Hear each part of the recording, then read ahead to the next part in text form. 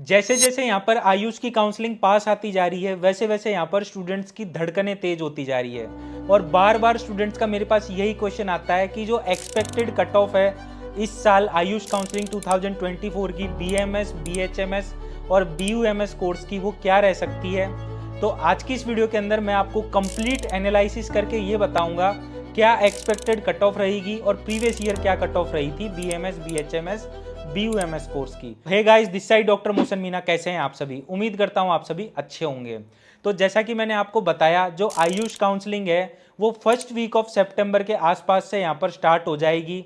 तो आज की इस वीडियो के अंदर हम यहाँ पर कंप्लीटली देखेंगे सबसे पहले प्रीवियस ईयर का कट ऑफ, उसके बाद में मैं आपको एक्सपेक्टेड कट ऑफ बताऊंगा इस साल का। तो जो जनरल कैटेगरी का जो प्रीवियस ईयर कट ऑफ रहा था वो 516 नंबर पर कॉलेज अलॉट हुआ था। 93,248 रैंक रही थी। कॉलेज का नाम था गवर्नमेंट आयुर्वेदिक कॉलेज, जो कि आपको कन्नूर केरला के अंदर देखने को मिलता है। उसके बाद में अगर हम ईडब्ल्यूएस कैटेगरी की बात करें तो 513 नंबर पर लास्ट अलॉटमेंट हुआ था। रैंक रही थी 96,165 और कॉलेज का नाम था श्री गुरुदेव आयुर्वेदा महाविद्यालय, जो कि आपको अमरावती महाराष्ट्र के अंदर देखने को मिलता है। फिर उसके बाद में ओबीसी कैटेगरी की बात करें तो 515 मार्क्स रहे थे। रैंक रही थी 93,877। कॉलेज का नाम था JSVV आयुर्वेदिक कॉलेज, जो कि आपको गडग कर्नाटका के अंदर देखने को मिलता है। उसके बाद में अगर हम एससी कैटेगरी की बात करें तो एससी कैटेगरी के अंदर 388 मार्क्स रहे थे। रैंक रही थी 2,48,317। कॉलेज का नाम था JSVV आयुर्वेदिक कॉलेज, जो कि आपको गडग कर्नाटका के अंदर देखने को मिलता है। उसके बाद में अगर हम एसटी कैटेगरी की बात करें तो 331 मार्क्स पर लास्ट अलॉटमेंट हुआ था। रैंक रही थी 3,51,451 रैंक। कॉलेज का नाम था गवर्नमेंट आयुर्वेदिक कॉलेज, जो कि आपको जबलपुर मध्य प्रदेश के अंदर देखने को मिलता है। तो इस तरीके से हमने यहाँ पर प्रीवियस ईयर की कट ऑफ देखी। अब मैं आपको ये बताऊंगा इस साल क्या एक्सपेक्टेड कट ऑफ रह सकती है बीएमएस की। तो जो भी स्टूडेंट्स यहाँ पर जनरल, ईडब्ल्यूएस और ओबीसी कैटेगरी से बिलोंग करते हैं, जिन भी स्टूडेंट्स के यहाँ पर 560 565 नंबर से ऊपर हैं, उन सभी स्टूडेंट्स को यहाँ पर क्या करना है, काउंसलिंग के अंदर पार्टिसिपेट करना है। हो सकता है लास्ट राउंड तक ये जो कट ऑफ है ये 570 565 तक या 560 तक चली जाए। तो जो भी स्टूडेंट्स के यहाँ पर 560 नंबर आ रहे हैं उन सभी स्टूडेंट्स को यहाँ पर काउंसलिंग में जरूर से जरूर पार्टिसिपेट करना है। उसके बाद में अगर मैं एससी कैटेगरी की बात करूं तो जिन भी स्टूडेंट्स के यहाँ पर 420 या 410 नंबर हैं उन स्टूडेंट्स को यहाँ पर पार्टिसिपेट करना है। और एससी कैटेगरी के अंदर जिन भी स्टूडेंट्स के यहाँ पर 380 से ज़्यादा नंबर हैं उन सभी स्टूडेंट्स को यहाँ पर AA काउंसलिंग के अंदर पार्टिसिपेट करना है। उसके बाद में अगर हम होम्योपैथी की बात करें तो होम्योपैथी आपको पता है bachelor of homeopathy medicine and surgery 5.5 साल का कोर्स होता है। और इसकी जो प्रीवियस ईयर की कट ऑफ रही थी वो रही थी जनरल कैटेगरी के लिए 420 मार्क्स। रैंक रही थी 2,02,713 रैंक। कॉलेज का नाम था JSPS गवर्नमेंट होम्योपैथिक कॉलेज, जो कि आपको हैदराबाद तेलंगाना के अंदर देखने को मिलता है। फिर उसके बाद में अगर मैं ईडब्ल्यूएस कैटेगरी की बात करूं तो यहाँ पर 385 मार्क्स रहे थे और रैंक रही थी 2,53,750 रैंक पर यहाँ पर लास्ट अलॉटमेंट हुआ था। कॉलेज का नाम था डॉक्टर परिदार मेमोरियल होम्योपैथिक कॉलेज, जो कि आपको एर्नाकुलम केरला के अंदर देखने को मिलता है। उसके बाद में अगर हम ओबीसी कैटेगरी की बात करें तो 395 मार्क्स रहे थे। रैंक रही थी 2,37,266 रैंक। और कॉलेज का नाम था NSS होम्योपैथिक कॉलेज, जो कि आपको कोट्टायम केरला के अंदर देखने को मिलता है। उसके बाद में अगर हम एससी कैटेगरी की बात करें तो 326 मार्क्स रहे थे। रैंक रही थी 3,61,602 रैंक। कॉलेज का नाम था डॉक्टर गुरु राजू गवर्नमेंट होम्योपैथिक कॉलेज, जो कि आपको कृष्णा आंध्र प्रदेश के अंदर देखने को मिलता है। फिर उसके बाद में एसटी कैटेगरी के अंदर 248 मार्क्स।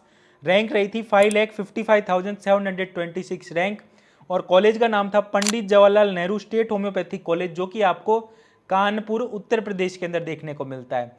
तो इस तरीके से हमने यहाँ पर होम्योपैथी की प्रीवियस ईयर की कट ऑफ देखी। अब हम यहाँ पर एक्सपेक्टेड कट ऑफ के बारे में बात कर लेते हैं।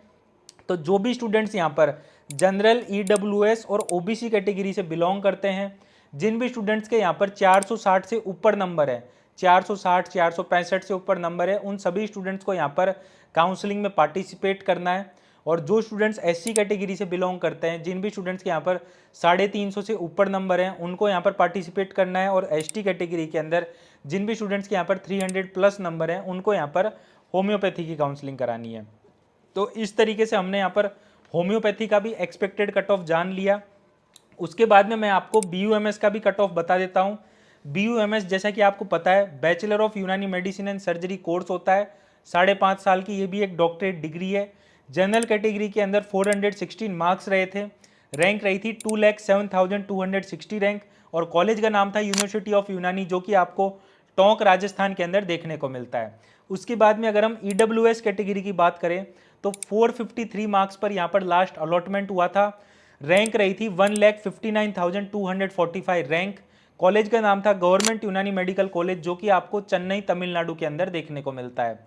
OBC कैटेगरी के अंदर 415 मार्क्स, कॉलेज का नाम था यूनिवर्सिटी ऑफ यूनानी, जो कि आपको टोंक राजस्थान के अंदर देखने को मिलती है। इसके बाद में SC कैटेगरी की बात करें तो 292 मार्क्स रहे थे, रैंक रही थी 4,39,426। कॉलेज का नाम था हकीम सैयद जुएल हसन गवर्नमेंट यूनानी मेडिकल कॉलेज, जो कि आपको भोपाल मध्य प्रदेश के अंदर देखने को मिलता है।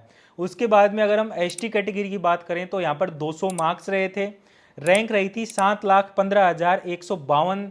उसके बाद में जो कॉलेज रहा था वो रहा था गवर्नमेंट यूनानी मेडिकल कॉलेज, जो कि आपको चेन्नई तमिलनाडु के अंदर देखने को मिलता है। एक्सपेक्टेड कट ऑफ की अगर मैं बात करूं तो जिन भी स्टूडेंट्स के यहाँ पर जनरल, EWS और OBC कैटेगरी के अंदर 450 से ज़्यादा नंबर हैं, उन सभी स्टूडेंट्स को यहाँ पर BUMS की काउंसलिंग करवानी चाहिए।